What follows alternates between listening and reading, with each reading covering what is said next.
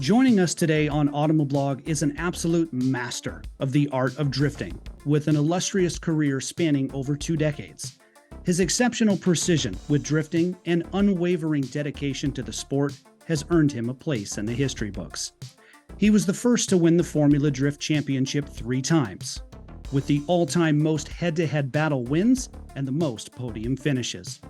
On and off the track, Chris is respected for his unparalleled technical expertise.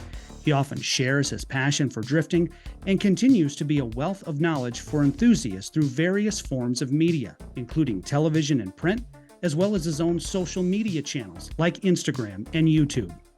In 2018, Chris was among 11 other athletes inducted into the Sports Walk of Fame. More recently, Chris and his co-host Jimmy Caldwell teamed with eBay Motors for a series called Race Car Revival, where they meet an eBay Motors user and owner of a unique ride that needs some TLC.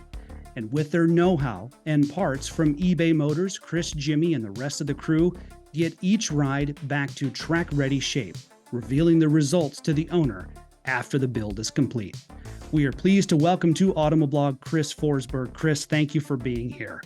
Yeah, thank you so much for having me. This is great. Chris, so far, and I know you have more episodes coming, but I've really enjoyed the first 2 episodes of Race Car Revival. We'll leave a link below to the series on the eBay Motors YouTube channel. But watching you and the crew work in the shop, man, I feel like I'm right there with you, like I'm part of the build, like I'm part of the team, all the inside jokes, and you're going through the car. And I think, Chris, for car enthusiasts, for drifting enthusiasts, you've really created something special because we get to feel like we're right there with you. Yeah, no, I appreciate that. That was the main goal, is because in the end, myself and Jimmy and the rest of the crew, we all come from similar backgrounds, just like the people that came onto the show that we helped get their cars back on track. And so, basically having, the ability to work on your own car at home and, with the help of eBay Guaranteed Fit to, be able to order the parts that, are going to fit your car, that takes a lot of the guessing out of it. Yeah. That really helps these guys, get their cars back together. And so the whole point was to showcase how easy it is, to fix some of these cars and get them back on the road. When, we were doing it, 20 plus years ago, it was a lot of trial and error. And so, companies like eBay Motors have really stepped up to help the DIYers get the job done right. Absolutely. Chris, let's talk about eBay Motors then and Race Car Revival. What is the inspiration behind the series? How did it come about? How did it all come to fruition? Well, I teamed up with eBay Motors for Race Car Revival to help with, getting the owners of very unique vehicles get their race car back on track. And eBay Motors makes it simple, easy, and super risk-free to get the drivers to purchase the right parts and accessories via the Guaranteed Fit. And with Race Car Revival series, it just gives more car owners the knowledge, to get their vehicles some TLC and get them back running again. When you get a vehicle into the shop for Race Car Revival, Chris, what's your strategy as far as the diagnostics go? So you're looking over the engine, the suspension, the bodywork. How do you determine what needs to be done to the vehicle in order for it to be something that the owner's going to be proud of at the end of the show? Well, when we first bring the car into the shop, obviously we have a good look at the exterior, but then again, since it is somebody's project and someone's dream, they are bringing in a handful of parts that they have collected for it as well, whether it's pieces that came off the car or pieces that they have purchased that they have not yet installed. So we kind of get a quick inventory of what they have and what we want to use or what we want to replace, what does need replacing. Sometimes parts that come off the car are damaged and maybe the previous owner didn't notice it.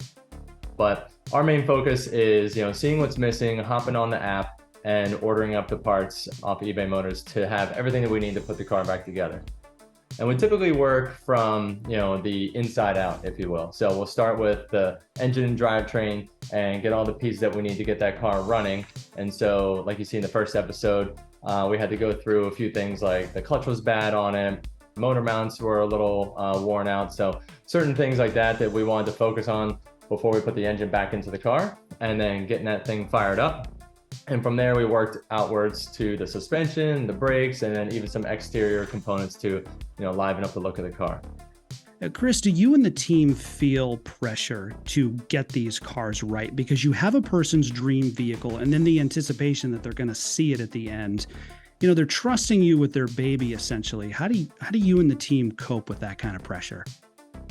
Well, I guess you could say that we pride ourselves in building pretty nice cars. And so I'd like to think that we have a pretty good eye on, building the car for its intended use, whether it's a drift car, a road race car, an off-road vehicle, or rally, whatever the case may be. We've done, dozens and dozens of builds in each category over the years. And so we have a pretty good finger on the pulse of what is, not just to say current trending, but what is, the most current technology for getting those cars together and, upgraded from the potential that the owner may have had. So obviously we, talk with the owners of the vehicle and we get a kind of idea of what they want, the direction of the car to be. And I feel that based on, their knowledge of what is possible versus our knowledge of what, we have done, we can usually meet their expectations and more. Chris, when the rebuild is done and you meet back up with the owners of these vehicles and you see the joy on their face, how does that make you and the team feel? I mean, it's an amazing feeling to see anyone just that excited, right? It's contagious. They're smiling or laughing. Like sometimes they kind of, are speechless, but in the end, it feels good. It feels right. It's something that I really do enjoy doing, is like kind of helping others and getting their, cars back together. It's something we've even done at the racetrack for years. And, there's so many pieces that go into putting a car back together. It's not technically easy, which is not, or the reason why not too many people do this. And so, but, fortunately, we know that the parts and accessories that we're working with will be exactly what we need, for these projects, thanks to eBay Guaranteed Fit. And so obviously this alleviates a ton of the pressure and prevents, any potential worry that, something might not have been done correctly. So having that kind of confidence is exactly what we need to give these cars back to the rightful owner. Yeah. In the first episode, Chris, you make a joke about being not forklift certified, which is hilarious. At the end of the series, I don't want to give anything away, but at the end of the series, do you get your forklift certification in Race Car Revival? I can't say that I am officially certified, but yeah, that's always the joke around the shop is, who's the most certified to run the forklift. So it usually ends up being me, I guess. So I'm usually the one on there kind of plucking motors and moving chassis around, things like that. That's what's so great about Race Car Revival. Not only do you get the technical deep dive, but again, you feel like you're right there in the shop with those inside jokes. Just absolutely love it, Chris. So again, links below, eBay Motors YouTube channel for Race Car Revival. Chris, let's shift gears here, no pun intended. When did you know that you had a passion for motorsports? What was going on in your life at the time when you knew that you were going to gravitate towards cars? Well, it's kind of hard to pinpoint because there's a couple moments in my younger life that I can remember specifically. And one was when I was about 8 or 9. My cousin was a flat track motorcycle racer. He was about 10 years old at the time.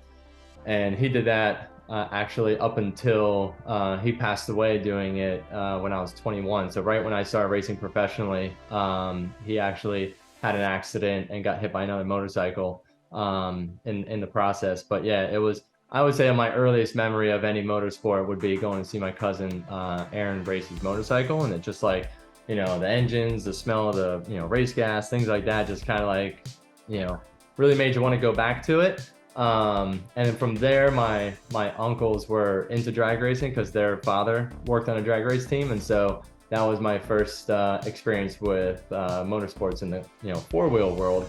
And so they would take me out to the drag strip and seeing the cars, go down the strip and all that. So just kind of slowly built towards it. And when I was old enough to get my license and learn how to drive, I was just hooked. I just knew that was exactly what I wanted to do.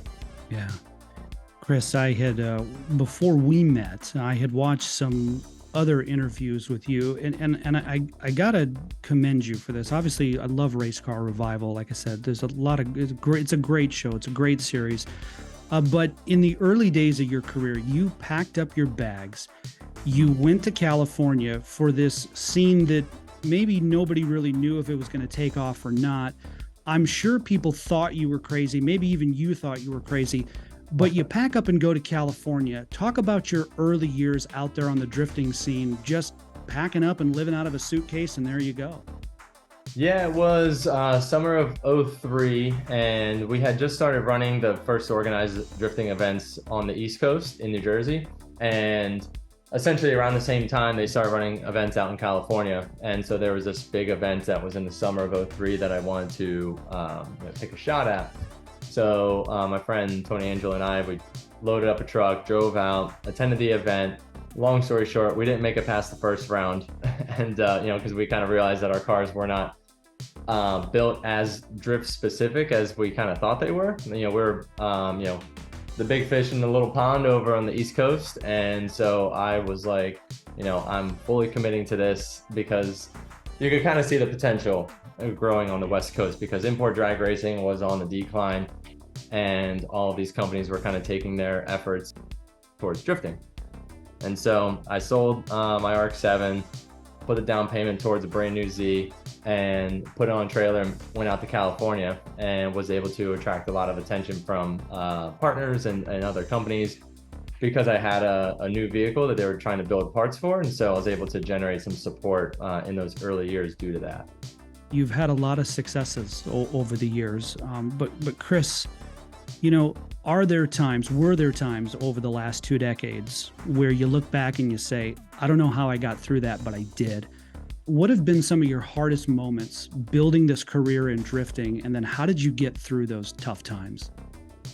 I would say the hardest one was, so the first year of Formula Drift, it was a pretty successful year. I finished 3rd overall, podium 2 out of the 4 rounds. And then I got hired on to the Falcon Motorsports team. So I was one of the very first blue and green Scout Motorsports cars that they ran in drifting back in '05.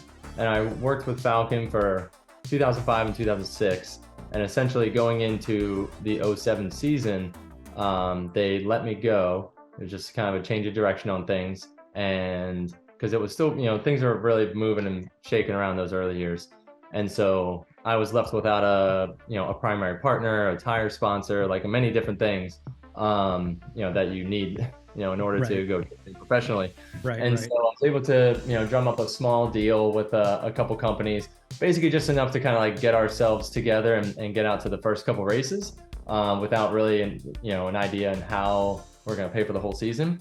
And, we worked out a deal with them where it was basically all contingency based. And so it was, performance, based payments. And I was actually able to make more money, like getting more support, I should say, from this partner via winning than, all of our support combined. So it's basically like, we went out to round 2 Formula Drift, we won the event. And so we got like, another X amount of dollars, and that paid for us to go to the next event, and it paid for us to go to the next event. We actually finished 2nd overall that season. We almost won the whole championship, and we're funding the entire program off of winnings. And you're out there pounding the pavement the whole time, doing this, making the phone calls, sending the emails and all that. That's just you, and your team just working that, again, pounding the pavement out there on the street. Yeah. Essentially it was, kind of like one of those, believe in yourself and it'll happen, type scenarios. And so that's what I tell a lot of people when they come to me with advice on how to get into racing, how to get support and this, that, and the other. It's like, first thing you got to do is invest in yourself and believe in yourself if you want anyone else to do the same. So yeah. We're pleased to have with us 3-time Formula Drift champion and Motorsports media personality Chris Forsberg. Links below to his social media channels, as well as the new series Race Car Revival from eBay Motors. Chris, let's talk about your personal YouTube channel. So you have videos on there that explain the art of drifting, talk about the balance between oversteer and understeer, have POV videos of you inside your car. Chris, the $1 million question I think we're all wondering is that if you had to break it down, what is the anatomy of a perfect drift? What does that look like? Well, that's a very open-ended question. Because some people could say, a perfect drift is with 4-wheel drive. Some say it needs to be rear-wheel drive, And then there's also just, everybody has their own you could say, style with it, how they initiate a drift, whether it's, like flicking into it with a big snappy angle, or it's just being perfectly smooth through the corner. I think that's the best part about drifting, is that there is no such thing as a perfect drift, because there is the ability to showcase your talents in, many different ways. And that's what gives the ability of, professional drifting to exist, because there is a subjective value to it. And of course, that is a moving target over the years. Sometimes the judges will favor more, big angle, snappy transitions with the sake of losing a little bit of speed. Some years they kind of focus on the proximity, so angle is not as important as long as you're right up against that wall. So in a competition setting, perfect drift is essentially just having the car, fully in the throttle with the most amount of angle it can carry and still maintain its speed 1 inch off the wall. And so there's a few scenarios in which that can and does happen. The biggest one being Irwindale. Coming into the lower bank at Irwindale is, I'd say some of the best ways to show off professional drifting to the max, which is, approaching a walled corner about 40 miles over the speed that you can carry through it, and just snapping the thing over lock and standing on the throttle and just having the momentum of the tires pushing you off the wall versus just kind of like, adjusting and skimming along it. So it's very difficult to describe, but for anyone that wants to see drifting, I tell them, like, you got to go to Irwindale, because pros coming into that lower bank they look like they're going to wreck every single run. Chris, on your YouTube channel, the POV videos, the point of view videos from inside your car, and I'm going through this and I'm watching these and I'm wondering to myself, what's going through your mind when you're sitting there in your car and you're moments away from a qualifying run? What's going through your mind at those few crucial seconds there? That's a tough one, because I will always specifically try to not think about the run, anything but, really, because in my opinion, just like, with anything, if you are thinking about your next action, you're already, delayed, right? You need to be reacting, to what's coming at you naturally, subconsciously, instead of thinking about what the next move is. And so the more you think about the run, instead of just, allowing yourself to feel it and process it and, respond, is, in my opinion, what kind of hurts you in the long run. So, when I would do those POV runs, we actually aren't allowed to have helmet cams in FD anymore.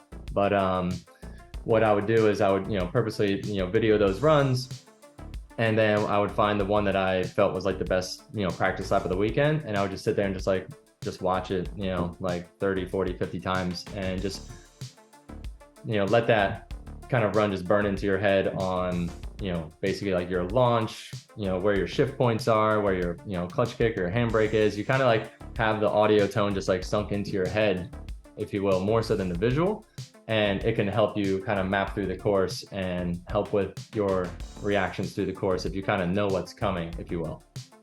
You ever see that stuff in your sleep, Chris? Like when you're going through and you're analyzing, you're listening to the audio 40, 50 times like that. You ever just wake up thinking about it or dream about it?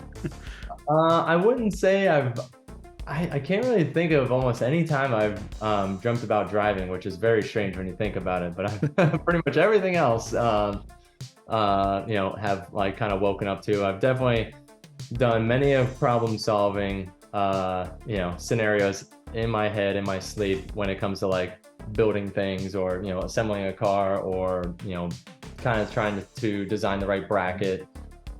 I'll definitely like wake up with like a Eureka moment when we're in like the crazy crunch time, getting cars done like once a week. Yeah. Lead car, chase car. What's your perspective on the two? Well, lead car, in my opinion, is kind of easy. Like if you're thinking about in competition setting, it's like you're just out there, just do your run, right? No matter what, don't think about the guy behind you. The chase run is that's when you kind of get a little antsy. Like you got to make sure you launch out right, make sure you get down the straightaway with them. You know, some cars are faster on the straightaways than others, and it makes it difficult to get into the first turn together. And then you feel like you're playing catch up instead of just reacting. So yeah, chase run's always the harder one. Yeah. Chris, you know, it's been such a pleasure having you and talking about race car revival, learning about your career. Last question here, but before we let you go for the day, what are some of the biggest trends that you've seen in drifting over the years? Or maybe asking this another way, what are some of the trends that might be on the horizon for the sport in the near future? Trends, that's kind of hard to put your finger on. But as far as, yeah, I mean, with drifting, it certainly turned into, you know, horsepower wars, you know, about 10 years ago. And that's when all the cars started making 4-digit numbers, like across the board. And then it turned into, you know, the steering angle. Like the steering angle is the most important thing, you know, having as much angle as possible. And, you know, then just dropping tire pressures and making the cars like super fast. But as we move into current time, the judges seem to be focusing more so on the smoothness and the style of it again, which I do like. It's, you know, kind of favored us a little bit here and there. You know, I really try and focus on, you know, like the line and the proximity instead of just trying to, you know, snap the car around and make big angle. Seems like kind of an easy grab, if you will. You know, having the perfect line is more difficult to achieve every time. And so I like that they're putting the focus back on that, which puts the focus back more on the driver and the drivability of the car, and less about just building sheer speed, right? Because then the cars get a little twitchier, you know, they don't look as smooth, so it's difficult to have speed and precision, right? And so I like that the trend is kind of going back towards the precision and less to the speed. Three-time Formula Drift champion and Motorsports media personality Chris Forsberg joining us on Automoblog. Links below to the eBay Motors YouTube channel, where you can see Chris in action as part of Race Car Revival, as well as links to his social media accounts where you can keep up with Chris each day. Chris, thank you for being here and sharing your story with us. No problem. Yeah, thank you so much for having me. This is great. In Detroit, alongside Chris Forsberg on behalf of Automoblog, I'm Carl Anthony.